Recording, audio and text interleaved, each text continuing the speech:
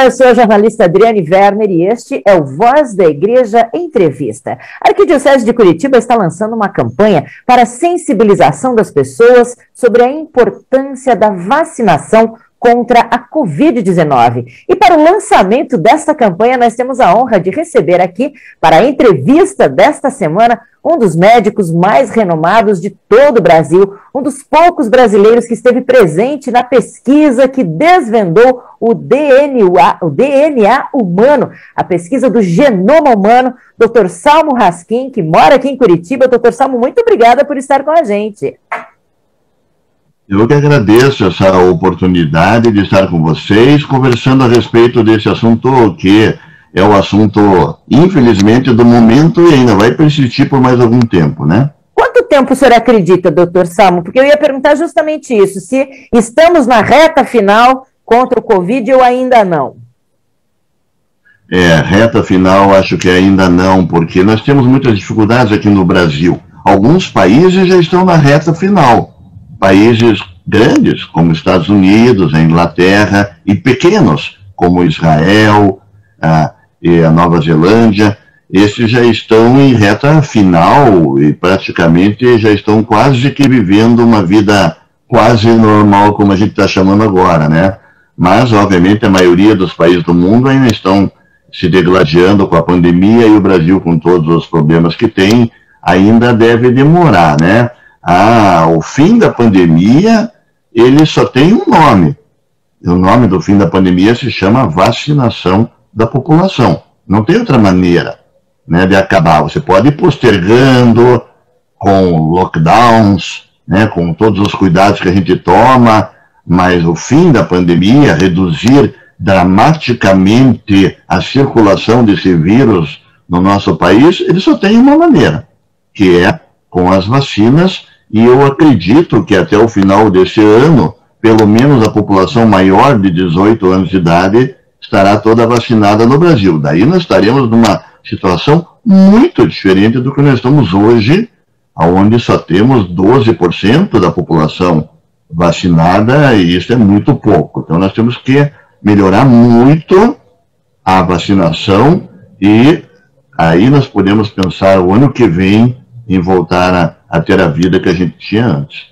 Doutor Salmo, muitas pessoas estão reticentes em relação às vacinas, inclusive pessoas que já têm idade para terem recebido a vacina, optaram por não receber. O que o senhor diria a essas pessoas? Essa pergunta, que é importante, como acabei de ressaltar, essa hesitação é natural.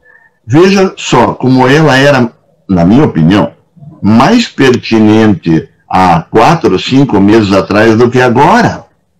Porque agora nós temos 1 bilhão de pessoas no planeta que já foram vacinadas. Não é um número pequeno, né? 1 bilhão de pessoas foram vacinadas no planeta.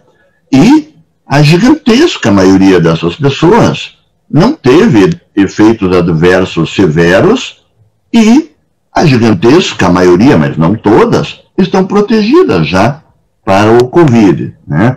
Por outro lado, não preciso nem explicar o quanto é grave você se infectar pelo Covid e ter a chance de ter uma forma grave do Covid. Infelizmente, isso não precisa ser explicado para ninguém. Sim, existem alguns efeitos adversos de qualquer produto médico e a vacina não poderia ser diferente. Mas a chance da vacina causar um problema para a pessoa versus a chance dela evitar um problemaço chamado Covid é desproporcional. Desproporcional, não há termos de comparação quando você coloca essas duas coisas na balança.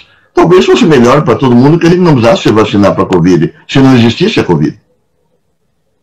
Mas existe, o vírus está circulando em alta quantidade entre nós e a única alternativa que nós temos para lidar com ele é nos vacinar, ajudando não só a si próprios, mas um esforço coletivo para a população. Nós não temos nem alternativa, essa que é a verdade.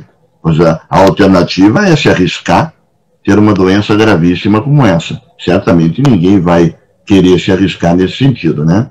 Doutor Salmo, pela primeira vez, talvez, na história do país, as pessoas sabem decorar o nome das vacinas que vão receber, se é Coronavac, se é Pfizer. O senhor poderia explicar para a gente, em rápidas palavras, quais são as diferenças entre as três principais?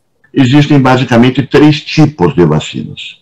Com 3 tipos, você acaba encaixando quase todas elas em um desses 3 tipos.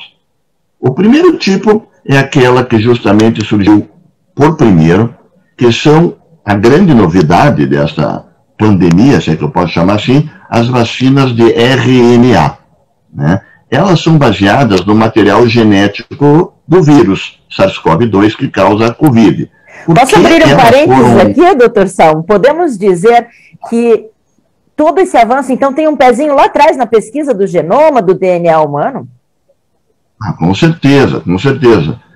Não é à toa que um geneticista está envolvido nessa história, porque a genética teve vários papéis nessa pandemia, sabe?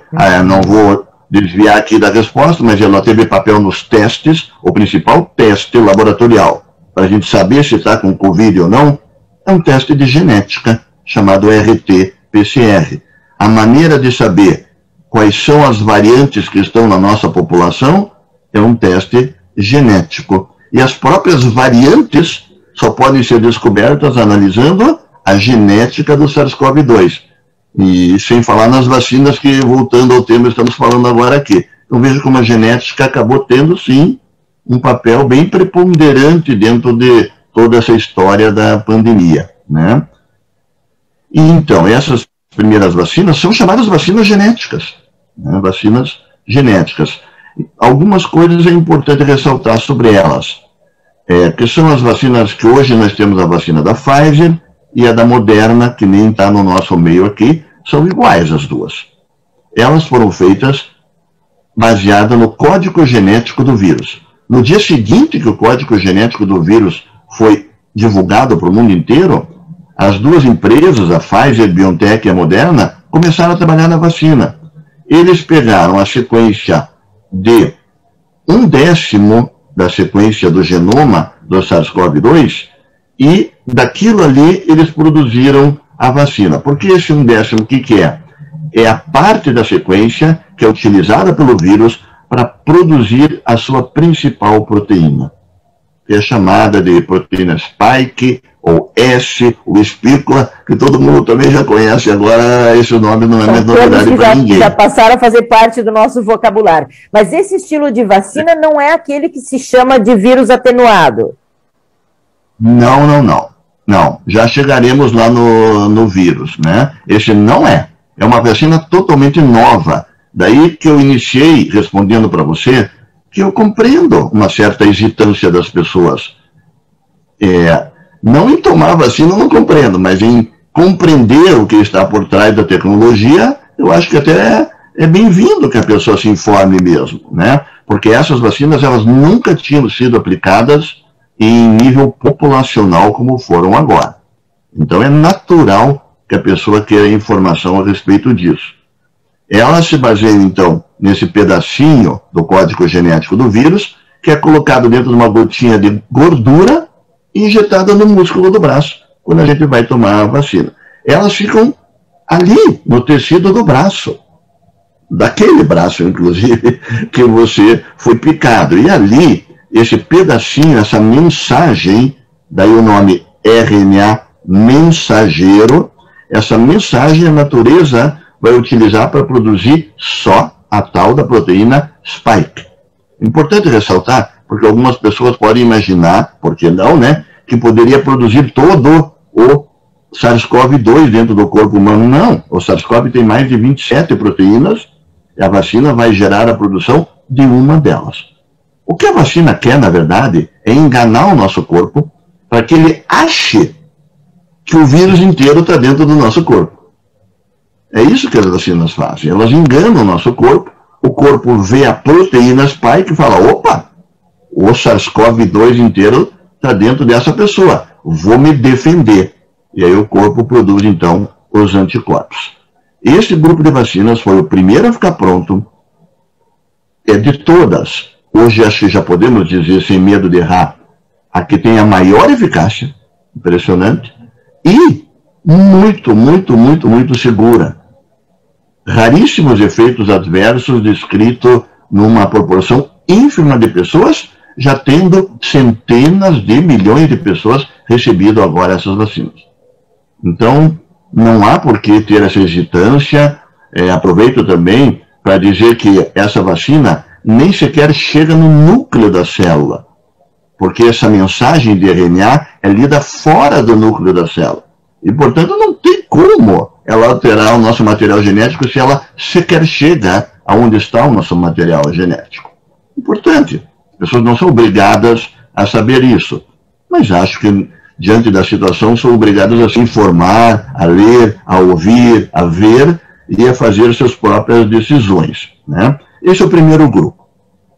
O segundo grupo, dos 3, são vacinas que, para serem colocadas no nosso corpo, não é com uma gotinha de gordura que ela fica dentro, ela fica inserida num vírus. Então, são chamadas vacinas vetoriais, ou de vetor. O que é o vetor? É um vírus, no caso é o adenovírus, que é um vírus de resfriado bastante conhecido na medicina, e neste vírus, antes, obviamente, de injetá-lo no nosso corpo, na preparação da vacina, se retira deste vírus justamente os genes que causam a infecção pelo vírus. E no lugar desses genes, coloca-se a sequência da famosa proteína Spike. Então agora você tem uma cápsula que não infecta a pessoa, que é o vírus sem os genes que infectam, grudado nele você tem a sequência genética para produzir a proteína Spike. E aí você coloca isso então dentro do organismo, este vírus vai tentar produzir, né, as suas proteínas, entre elas a proteína Spike. Essa que dá bastante reação, doutor Salmo? Essa dá reação, realmente. A pessoa, né, tem um dia que acha que vai morrer, no dia seguinte acorda bem. A reação, né, a gente entende até como um bom sinal, apesar de que a gente passa meio mal, né? Não sempre, mas ela realmente tem uma taxa de reação adversa leve, importante, né? Leve, grande, né? Principalmente depois da segunda dose, e que a gente se sente mal mesmo, né? Às vezes pode dar até febre, cansaço, né? Dor de cabeça. O que é isto? Por que dá esses sinais? É o nosso corpo dizendo, opa, tem alguma coisa estranha aqui, entrando dentro do corpo, deixa eu produzir a nossa defesa. Então, eu sei que parece estranho, mas na verdade quando dá essa reação, é a melhor coisa que poderia acontecer. Porque muitas pessoas não têm a reação. E aí a pessoa fica até um pouco de dúvida se o corpo está produzindo anticorpos. Bom, os bebezinhos, quando a gente dá vacina, também tem reações, isso, né? Isso. Então, você usou o termo que a gente usa mesmo, você pegou, né? Então, essa reação adversa leve, que em 24, 48 horas, se não tem mais nada, e que não tem nenhum risco também para você, ela mostra que pegou. E que é o que a gente quer. Se a gente não quisesse que pegasse, a gente não tomava a vacina, né? Nessa se incluem as vacinas da Oxford AstraZeneca, que temos aqui no Brasil, a da Janssen, que agora está chegando hoje, aqui no Brasil pela primeira vez, né? E também a vacina Sputnik, russa, que tem toda uma discussão em torno dela, né? Ela também é do tipo vetorial. Existem outras vacinas que são vetoriais também. E o terceiro e último grupo são vacinas mais tradicionais. Quando digo tradicionais é que existem inúmeras outras que são feitas do mesmo jeitinho, né? Há muitos anos. São vacinas que todos nós já tomamos, pelo menos a estratégia que é utilizada para produzi-la, todos nós já tomamos essas vacinas. Que você mata o vírus com agentes químicos, né? E ele então morre e deixa de produzir as suas proteínas. Tá? Então você inativa o vírus. Literalmente mata o vírus, né? E aí você injeta o vírus morto dentro do nosso organismo. Aqui nós estamos falando da Coronavac, né? Que ela é assim. Então, o corpo novamente vai ver lá todo o vírus dentro do corpo dele vai ser enganado e vai produzir anticorpos, né? Neste caso, os efeitos adversos são menores ainda. Então, essas vacinas de vírus morto, elas têm pouquíssimo efeito adverso historicamente. São as que menos têm de todas. Mas também elas são as menos eficazes comparadas com esses astros novos que surgiram aí, né? Como as vacinas genéticas e as vacinas vetoriais. Mas são ótimas vacinas, né? Eu sempre respondo quando algum amigo, colega pergunta o que vale a pena tomar a vacina Coronavac e por que essas vacinas ficaram prontas tão rápido? Não, eu me preocupo com isso. E eu pergunto, tenta imaginar se a gente soubesse que daqui a 2 anos iam ficar prontas as vacinas. Só isso.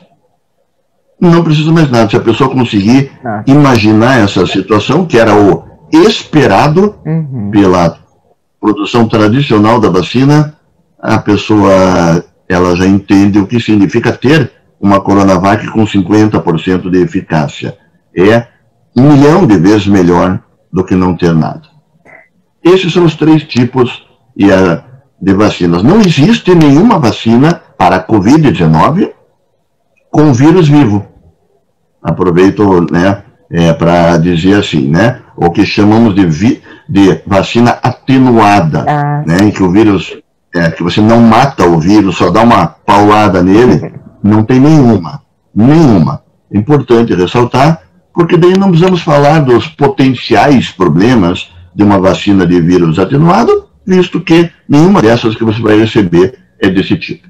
Talvez porque apostar em uma vacina desse tipo, o risco fosse muito alto, né, doutor Salmo? E qual a sua opinião, doutor Salmo, sobre medicamentos para o combate aos efeitos do Covid-19? Medicamentos são fundamentais também, porque a vacina é para prevenir, mas e na hora que você já se infectou, né? Então, o que você vai fazer? Simplesmente deixar o vírus seguir o seu caminho no teu corpo? Não dá, né?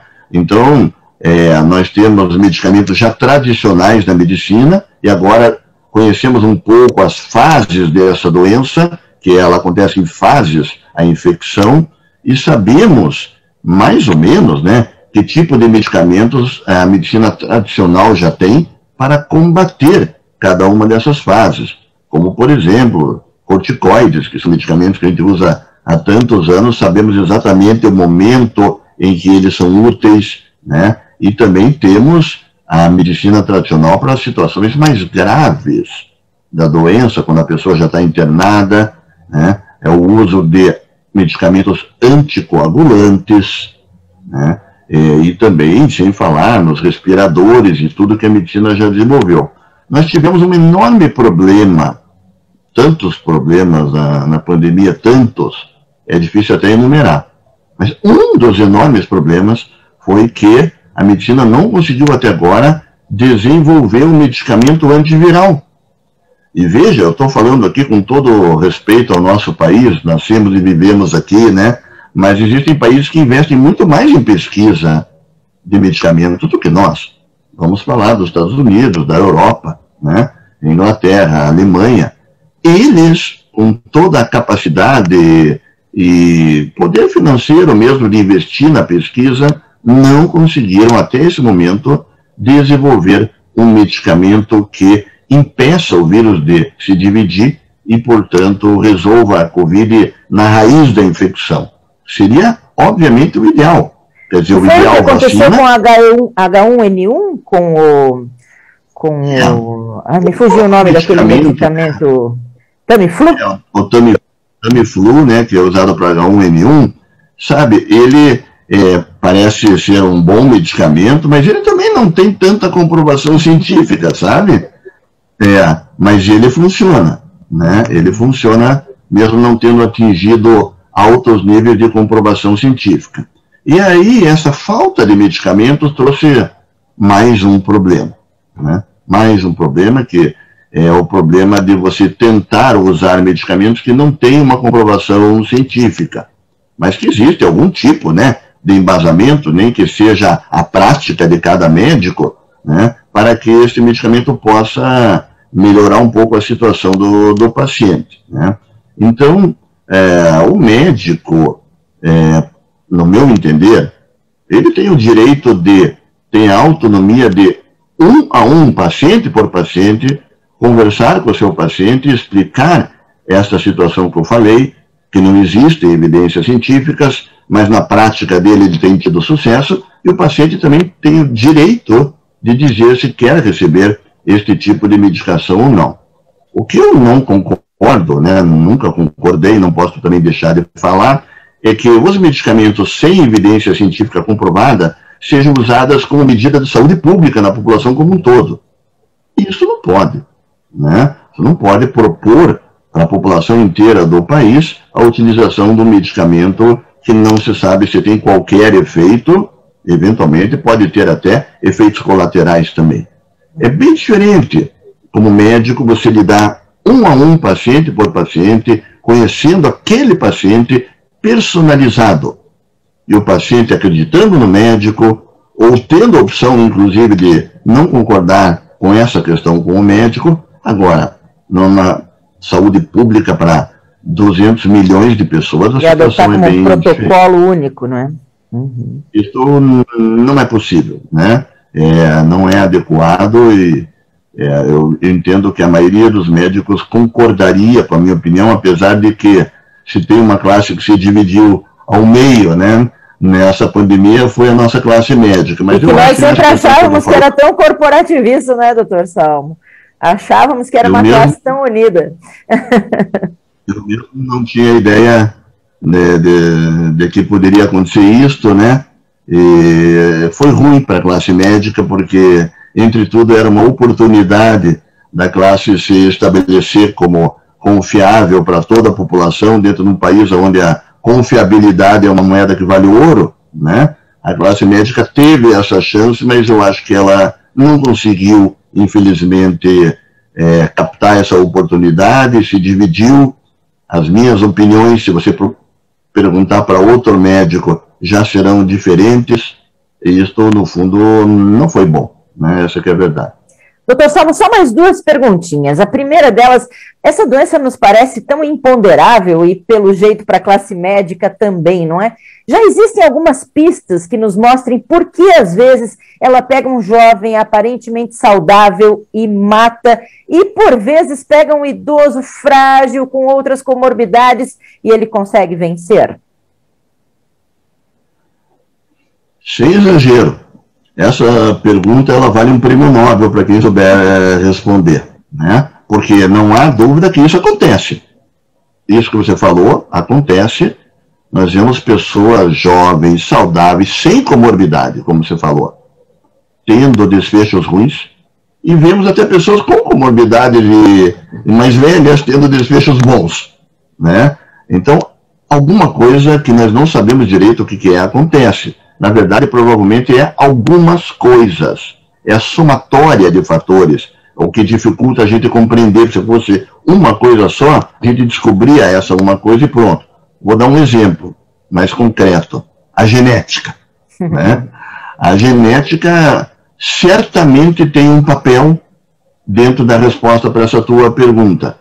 Porque a gente vê, todo mundo que está nos ouvindo aqui conhece famílias em que todo mundo ficou doente.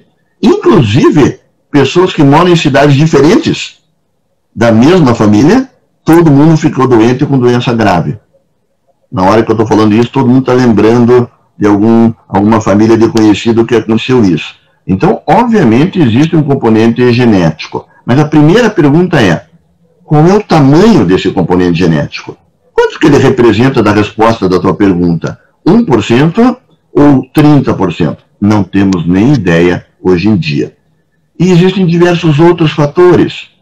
A carga viral, quanto que a pessoa esteve em contato com o vírus, em que tipo de ambiente ela se infectou. Existem pessoas que, além de se infectar muito, elas ainda espalham para muitas outras pessoas.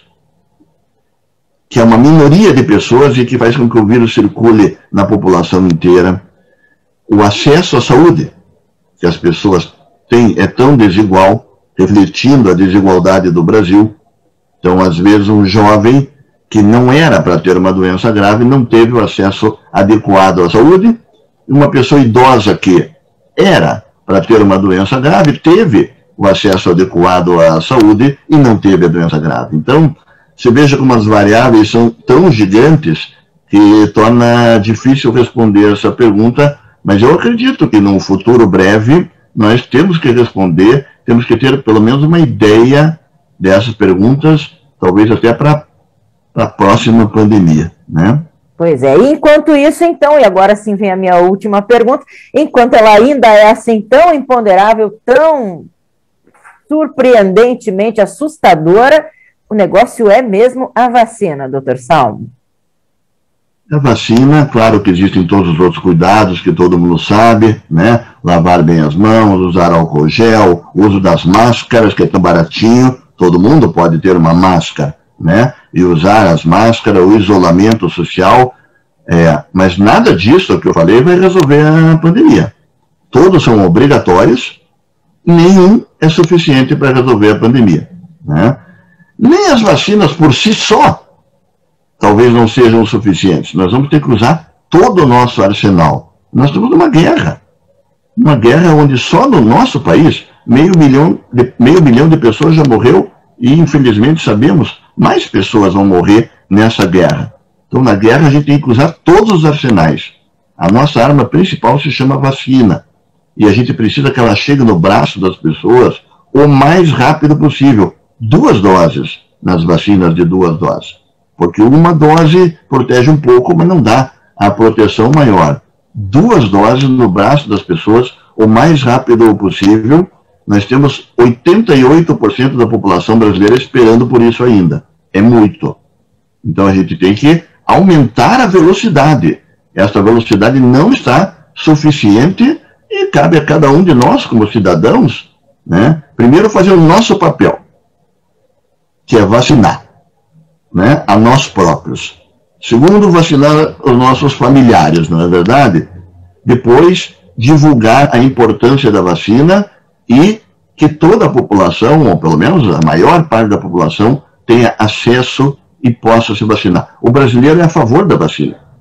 Existem países em que há uma hesitância que vira até um negacionismo, né? Os Estados Unidos é um exemplo. Uma boa parcela da população lá não quer se vacinar, né? Mas aqui no Brasil, ainda bem, a maioria esmagadora das pessoas está contando os dias para ser vacinado. Então, cabe ao nosso governo, que é só ele que podemos pedir isso, né, que faça todos os esforços para colocar o mais rápido possível essa vacina nos braços dos nossos cidadãos brasileiros. Doutor Salmo, em nome da Arquidiocese de Curitiba, em nome da Comissão de Comunicação, quero agradecer muito a sua presença aqui com a gente e dizer que tomara que na nossa próxima entrevista a gente já possa falar do pós-pandemia e analisar tudo que já tenha passado nesses tristes tempos em que estamos vivendo. Muito obrigada, um ótimo trabalho para o senhor. É sempre um orgulho para nós paranaenses contarmos com a sua presença aqui tão pertinho, uma pessoa tão referencial quanto o senhor. Obrigado, Adriane. Continue com o teu trabalho de divulgação das justas causas, que é cada um fazendo o seu papelzinho, né? Você fazendo o teu, eu fazendo o meu. Aí nós podemos chegar a algo melhor. Eu acredito muito nisso. Ótimo, muito obrigada, um grande abraço.